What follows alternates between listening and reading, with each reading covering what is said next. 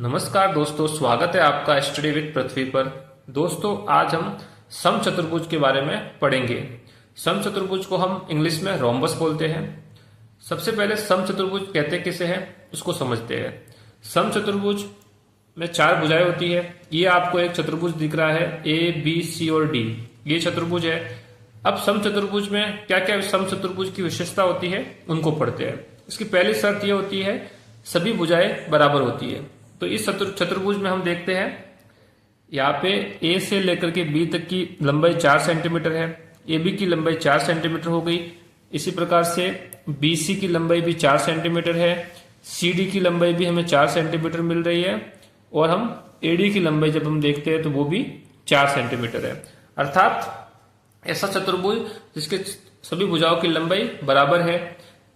सभी भुजाओं की लंबाई बराबर हो गई, पहली शर्त तो यह हो गई। दूसरी शर्त इसमें क्या लिखी गई है, सम्मुख कोण समान होंगे। सम्मुख कोण किसे कहते हैं, यहाँ पे इस चतुर्भुज में 4 कोण हैं। पहला कोण ए है, दूसरा बी है, तीसरा सी है और चौथा डी है। ये 4 कोण हो गए।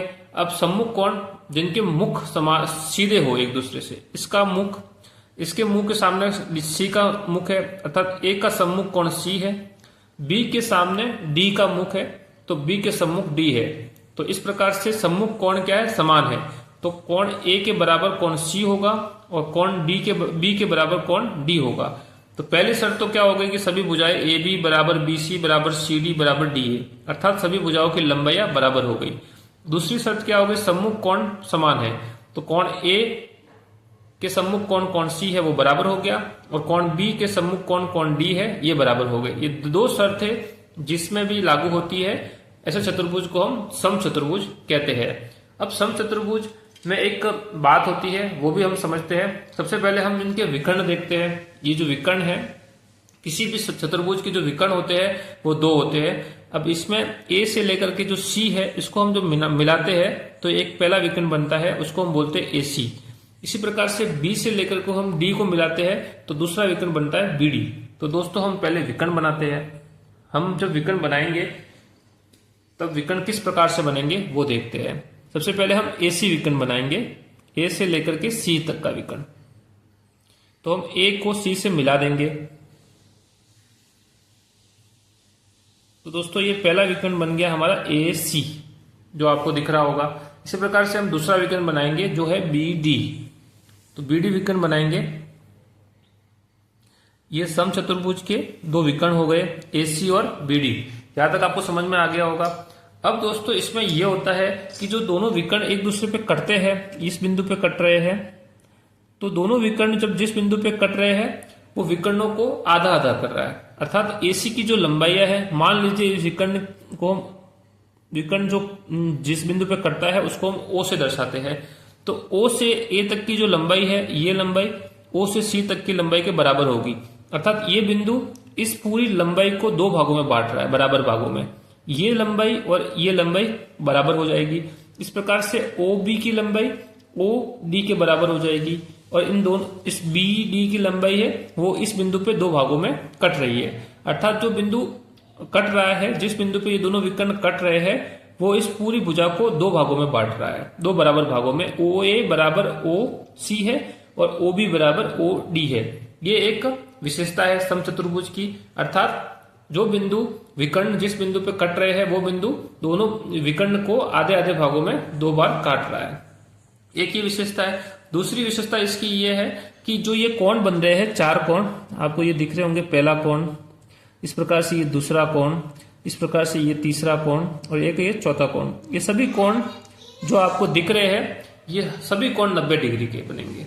अर्थात समचतुर्भुज के विकर्णों के द्वारा निर्मित कोण 90 डिग्री के होते हैं।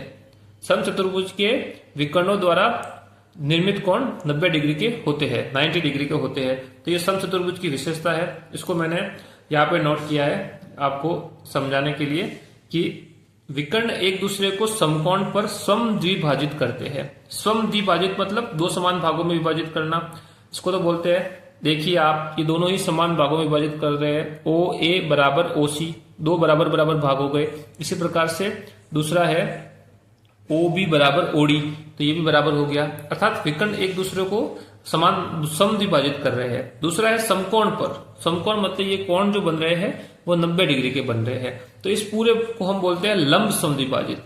अर्थात आपको अगर ये कहा जाए कि समचतुर्भुज के विकर्ण किस प्रकार से विभाजित होते हैं, तो लंब समद्विभाजित होते हैं। लंब समद्विभाजित मतलब लंब मतलब समकोण और समद्विभाजित मतलब दो बराबर भागों में विभाजित होना। अर्थात यहाँ पे जो कोण बनेगा वो 90 डिग्री का बनेगा और ये दोनों भुजाएं एक दूसरे के बराबर होगी, दोनों को दो भागों में बराबर भागों में काट रहा है।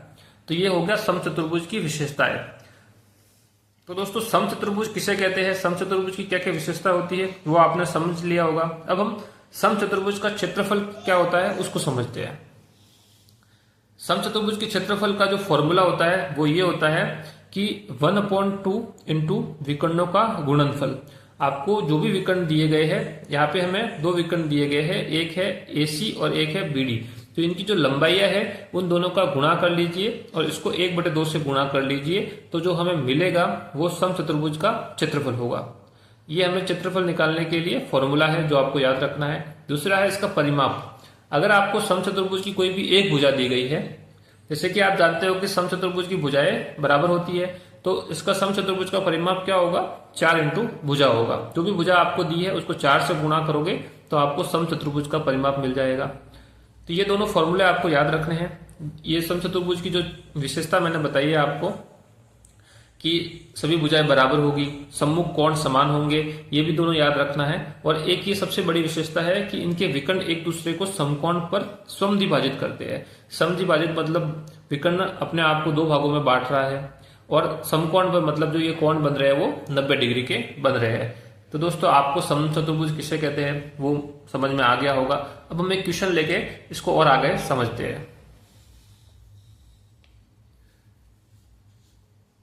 हमारा जो क्वेश्चन है उसमें यह दिया गया है कि किसी समचतुर्भुज के विकर्णों की लंबाइयां 8 सेंटीमीटर है और 16 सेंटीमीटर है। दो विकर्ण है AC और BD, ये दोनों विकर्ण है, इनकी लंबाइयां हमें दी गई है। एक की 8 सेंटीमीटर दी गई है, एक की 16 सेंटीमीटर दी गई है। तो उसका क्षेत्रफल ज्ञात कीजिए। तो इसका क्षेत्रफल का जो फॉर्मूला है वो हमने पढ़ा है। समचतुर्भुज का क्षेत्रफल का फॉर्मूला क्या पढ़ा है हमने, 1/2 इंटू विकर्णों का गुणनफल। तो इस फॉर्मूले के हिसाब से हमें विकर्ण की लंबाइयां दी गई है तो इनका गुणनफल करना है और इसको 1/2 से गुणा करना है, तो हमें समचतुर्भुज का क्षेत्रफल मिल जाएगा। तो लीजिए हम आगे बढ़ते हैं। पहले हम इसका फॉर्मूला लिख लेते हैं।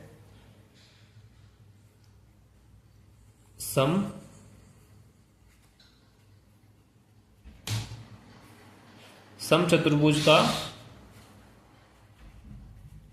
क्षेत्रफल बराबर 1/2 इंटू, यहाँ पे विकर्ण कौन से है आप देखोगे कि पहला विकर्ण A से C तक का है और दूसरा विकर्ण आपको दिख रहा है B से D तक का, तो इनका गुणा करना है। तो AC गुणा B से D, ये दोनों विकर्ण है A से C और B से D।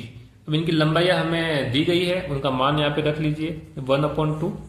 दोनों विकर्ण दिए गए हैं, पहला विकर्ण AC है और दूसरा विकर्ण BD है। तो एक विकर्ण 8 सेंटीमीटर है, एक 16 सेंटीमीटर है।